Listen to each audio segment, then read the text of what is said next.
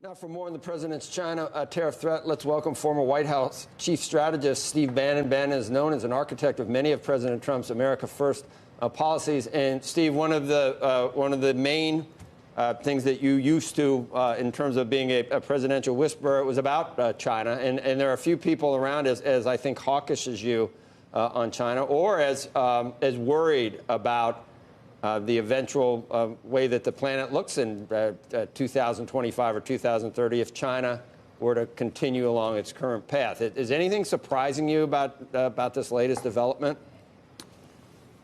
You know, I'd like to thank Becky for the introduction, Joe, but the reality is this is to the core of what Donald Trump believes and understands. He's been the architect of this from day one. And I think when you go back through the pattern of how this is developed, his consistency has been pretty remarkable.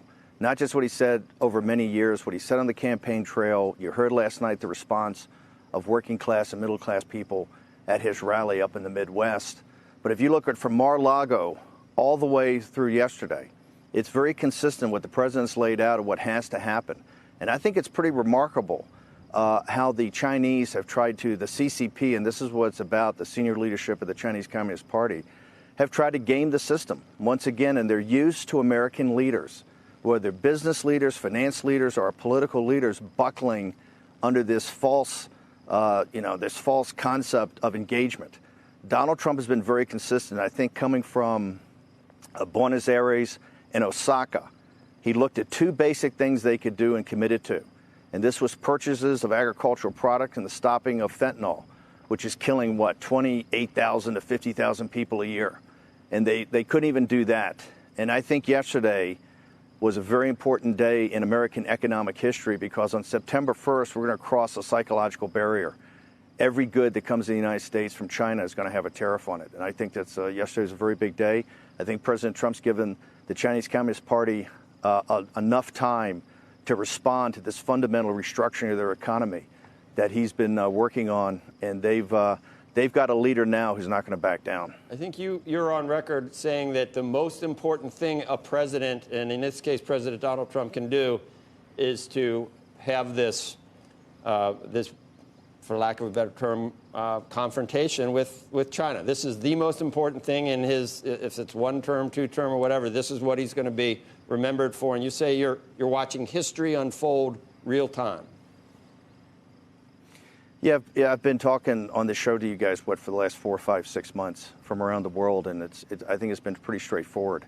This is the defining event of our time, and the relationship between China and the United States is going to set, I think, the framework for how we go forward as a world economy for the next 25, 30, 40, 50 years. That's why this is history in real time. And I think what's quite remarkable is the foreign policy establishment, all the elites, all the geniuses that got us into this situation.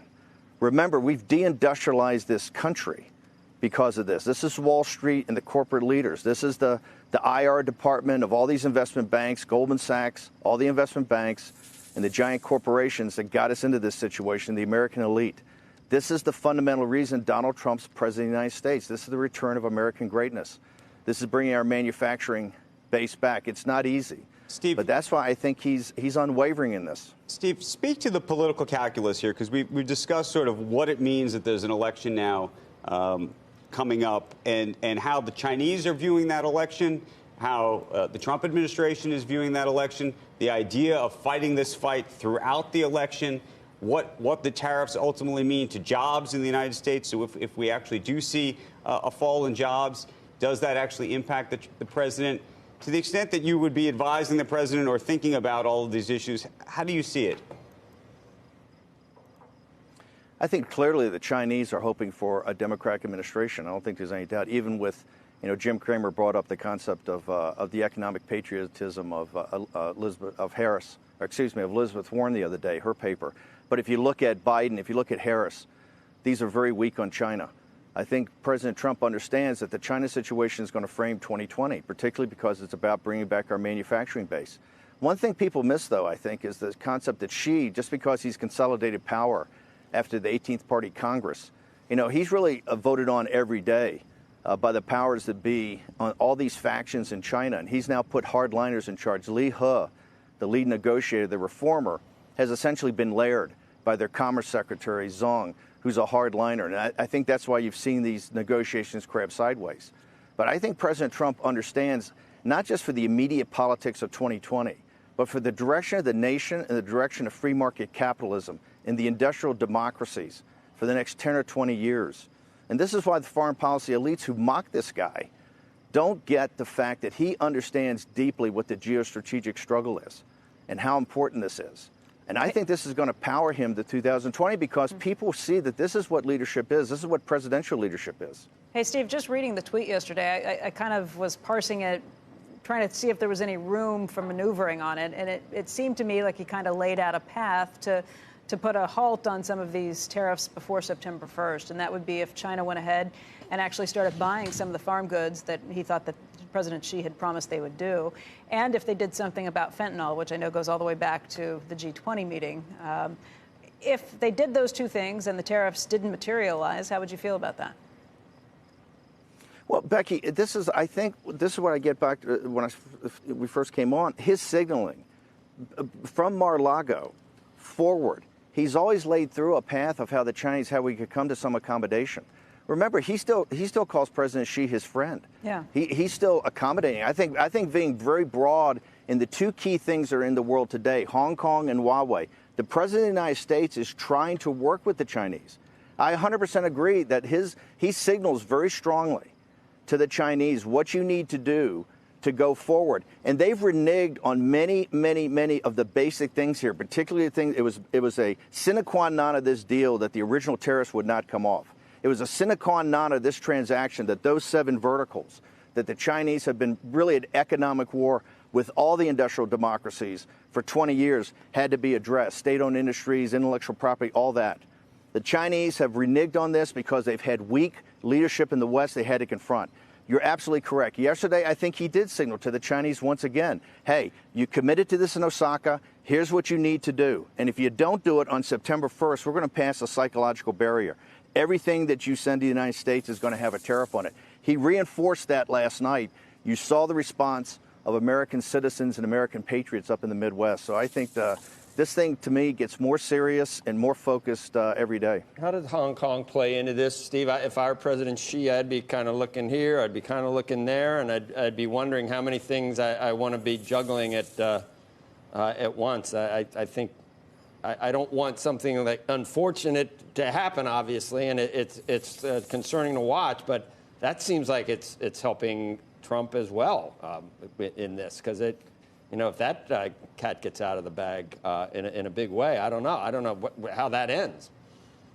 The world's media, which is, the Party of Davos cheerleading squad that says all this great stuff about Xi and being a global leader. Look at Hong Kong. To me, Hong Kong's inextricably linked to their leadership. You start your show by talking about New York City being the world's financial capital. That's correct. The other two important capitals are the city of London and Hong Kong. And particularly Hong Kong. It shows you what English common law and the Chinese people can do when they're united. And the people, these young patriots in Hong Kong, are fighting for free market capitalism. And President Xi, I believe that you're going to see these patriots, these young Chinese, these millennials who are fighting for capitalism being tear gassed, having bullets shot at them, having riot police come in and beat them. I happen to believe they're going to stand. I don't think they're going to break. They understand what the future is. They understand how important it is to have the rule of law. And they're prepared to sacrifice themselves. And I got to tell you, I think this weekend, if the Chinese Communist Party declares martial law in Hong Kong, there's going to be some problems. And once again, I think this shows the statesmanship of President Trump. He is trying to work with the CCP that has clearly mishandled this situation. He's trying to work with President Xi. What President Xi, I think, has made consistent missteps, misreading of the strength of President Trump and the Western democracies pulling together. And I think President Xi has got to start paying attention to the signaling that President Trump has given him to get out of this situation, because I got to tell you, I don't think the world's prepared to have another Tiananmen Square. I think the world has changed in the last 30 years, and I got to tell you, if they declare martial law on Sunday, which it looks like we could be heading towards that path, and I don't think these young Chinese people are going to back down, I don't think the world's prepared to allow the Chinese Communist Party to have another Tiananmen Square against these young people. I don't know how much you saw of the debates, but I'm sure you read about them at least. Do you think that Biden is the front runner, or I don't know. I think that maybe Kamala Harris. I've heard people say she's in the pole position right now. What's your view on that? Well, first off, I don't think Joe Biden. Look, on the polling and whatever this polling is, I just don't see if the Democratic Party want to take on Donald Trump. I got news flash for them. They're not going to take on Donald Trump with Joe Biden. He's not going to be able to stand up to the withering assault that Donald Trump. You've got to bring it. You've got to know how to hit a fastball. And Joe Biden's days of hitting a fastball are many years in back of him. And I also think it shows you right now with these. I did get a chance to see these, although I'm down on the border. You just don't see people take. I think it's still a pillow fight. And I think Kamala Harris and the leadership of the Democratic Party are not addressing the central issues in the world today. And I think they're very weak on China. Biden's atrocious on China. Biden's financial relationships, his family's relationships with China, he's soft on China. Kamala Harris soft on China. So I think that this is the key geostrategic. To be commander in chief, you have to have a defined point of view, and you've got to let the American people know what that is. So I think these debates, I consider it a summer replacement show that's not going to get picked up for the fall. I think the ratings are down. There's no energy. I don't see any excitement in these candidates. So, you still got some people on the sideline. Right. I think this Democratic primary and the makeup of this thing is you've got Bloomberg, you've got Clinton, you've got some pretty savvy people on the sidelines, I think, watching this. And right now, and you think the Democratic Party think they're going to beat. I think the Democratic Party wants to take out. If they want to take out Donald Trump, I don't see anybody on the stages either night. You see Michael Bloomberg close to taking out Donald Trump. But you see Michael Bloomberg or Hillary Clinton jumping into this? I think that people are going to step back and watch this and look into the fall of this year and see if any of these candidates really come up and step up to the plate and can take on Donald Trump. Donald Trump is not only I think a great leader as a president. He's an amazing campaigner. And I think the Democratic Party's number one objective is to defeat Donald Trump. I don't see it on those stages. Maybe it emerges. It hasn't emerged yet. But by this fall, if it has not emerged that one of these candidates can take them on, you have people like Bloomberg, you have people like Clinton, you have people on the sidelines. I know people may mock and ridicule that today, but this whole thing in the Democratic primary about who's going to actually take on and defeat Donald Trump, which is their number one priority, that has not emerged yet. I don't think, as far as our words go, Steve, I didn't hear Russia on either night of the debates, but I heard racist a lot. And I've also heard that there are suburban people that I'm not going to get gender specific, but there are concerns that the tweets or the divisiveness or the being so confrontational can turn off voters that Trump would need, and that someone like a Bernie Sanders or someone like that could eventually be elected. You think that is a real possibility or no? No, I don't think it's a real possibility. I think people also, remember, one of the things the American people, you have to give them permission to vote for someone who's commander-in-chief. Bernie Sanders is not going to be commander-in-chief of the United States of America, right? I just don't think that's going to happen. I think there are other candidates up there that could be if they could step forward, but I don't think you see it right now. No, I think, look, I think in the President Trump's, the logic of it is it goes back to the 2016 campaign. What the hell do you have to lose?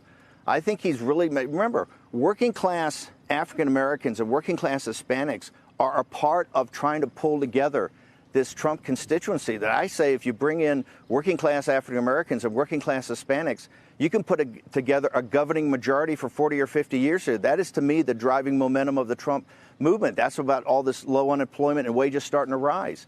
This is the key. This is the key of why he's fighting. This is the key. If you really poll Hispanics, they understand that a lot of these manufacturing jobs that have gone to China, they would be filling if the jobs are back here in the United States. This is what I think President Trump is confronting something we've avoided having a real conversation on. But then how do you explain these, what might be described have been described as racist or retrograde comments about places like Baltimore and other places like that clearly have an impact on the national discourse? They do, but look, my mom comes from Baltimore. We're very close. I was a Colts fan as a kid growing up. You look at these inner cities, and that's, I think, the point of President Trump on both his immigration policy to stop this constant competition by unskilled labor, and really to focus on a meritocracy for immigration, for regular immigration.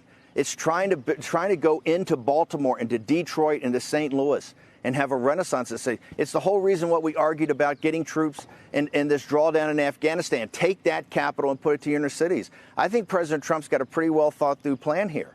And I tell you, he's not going to back down. We're going to have this conversation. I think it's going to go beyond this thing of throwing up that he's a racist. And let's get down to the fact of why Baltimore's in the shape it's in. Why is Detroit in the shape it's in? Why is St. Louis? Why is St. Louis in the shape it's in?